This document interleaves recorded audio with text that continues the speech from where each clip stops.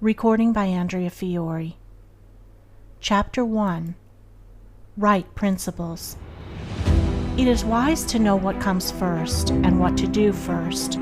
To begin anything in the middle or at the end is to make a muddle of it. The athlete who began by breaking the tape would not receive the prize. He must begin by facing the starter and towing the mark. And even then a good start is important if he is to win.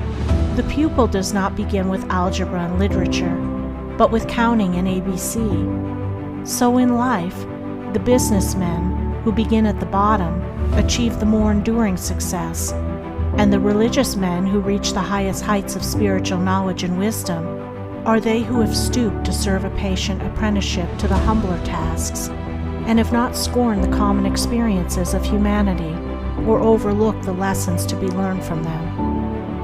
The first things in a sound life, and therefore in a truly happy and successful life, are right principles. Without right principles to begin with, there will be wrong practices to follow with, and a bungled and wretched life to end with. All the infinite variety of calculations which tabulate the commerce and science of the world come out of 10 figures. All the hundreds of thousands of books which constitute the literature of the world and perpetuate its thought and genius are built up from the 26 letters. The greatest astronomer cannot ignore the 10 simple figures. The profoundest man of genius cannot dispense with the 26 simple characters. The fundamentals of all things are few and simple, yet without them there is no knowledge and no achievement. The fundamentals, the basic principles in life or true living, are also few and simple, and to learn them thoroughly and study how to apply them to all the details of life is to avoid confusion and to secure a substantial foundation for the orderly building up of an invincible character and a permanent success, and to succeed in comprehending those principles in their innumerable ramifications in the labyrinth of conduct is to become a master of life. The first principles in life are principles of conduct. To name them is easy. As mere words, they are on all men's lips. But as fixed sources of action, admitting of no compromise, few have learned them. In this short talk, I will deal with 5 only of these principles.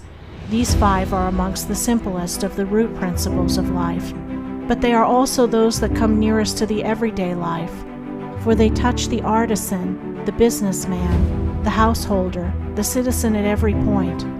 No one of them can be dispensed with but at severe cost, and he who perfects himself in their application will rise superior to many of the troubles and failures of life, and will come into these springs and currents of thought which flow harmoniously toward the regions of enduring success.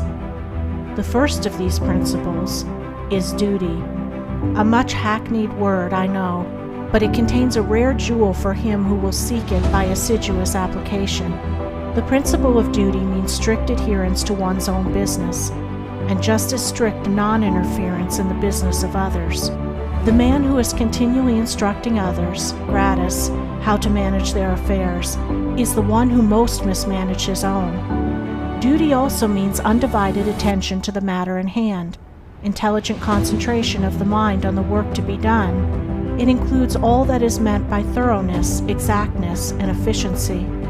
The details of duties differ with individuals, and each man should know his own duty better than he knows his neighbor's, and better than his neighbor knows his.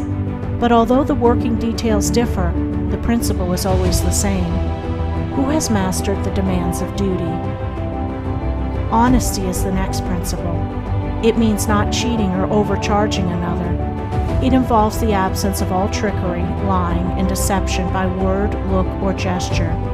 It includes sincerity, the saying what you mean, and the meaning what you say. It scorns cringing policy and shining compliment.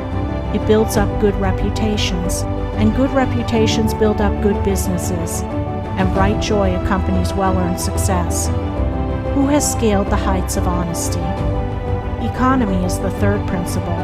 The conservation of one's financial resources is merely the vestibule leading towards the more spacious chambers of true economy.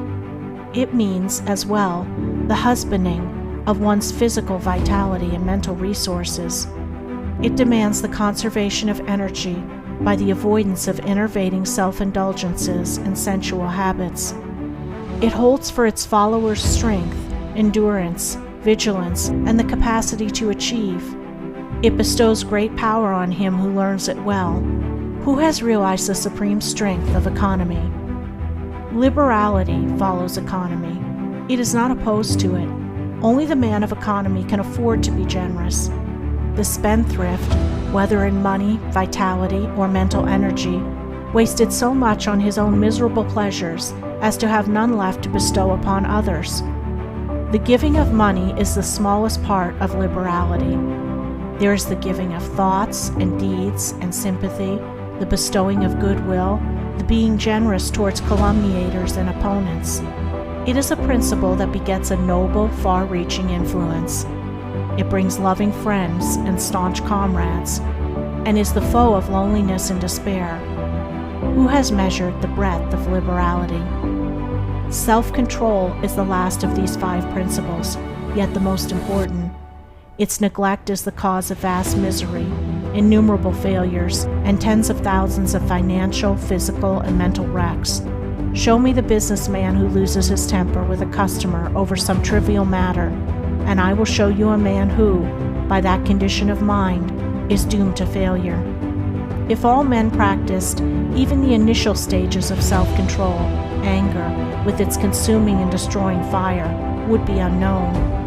The lessons of patience, purity, gentleness, kindness, and steadfastness, which are contained in the principle of self-control, are slowly learned by men, yet until they are truly learned, a man's character and success are uncertain and insecure. Where is the man who has perfected himself in self-control? Where he may be, he is a master indeed. The 5 principles are 5 practices, 5 avenues to achievement, and 5 sources of knowledge. It is an old saying and a good rule that practice makes perfect, and he who would make his own wisdom, which is inherent in those principles, must not merely have them on his lips, they must be established in his heart. To know them and receive what they alone can bring, he must do them and give them out in his actions. End of Chapter 1. Recording by Andrea Fiore.